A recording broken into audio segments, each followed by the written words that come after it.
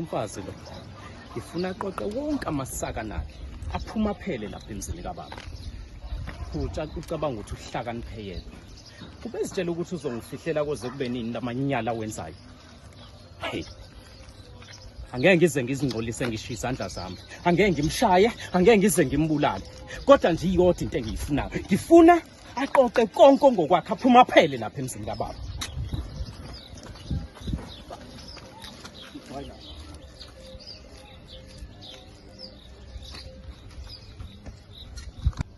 Uzongifunda ngiqonde namhlanje. And then yini manje lo?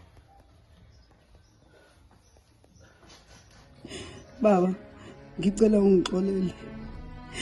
Angazi ukuthi ngizoshona kuphi naleli hlazo engilenzile. Ngicela ungithethelele baba.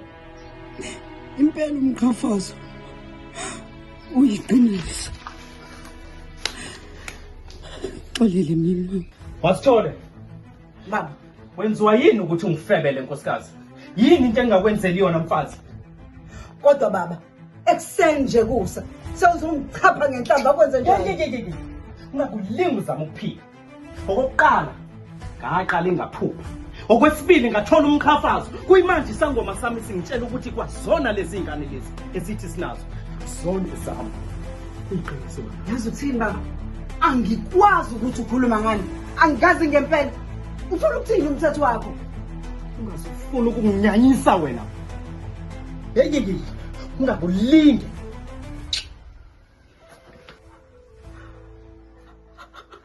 Hey, lo mfazi lo sengaze azibulale ngempela azibulalela iqiniso.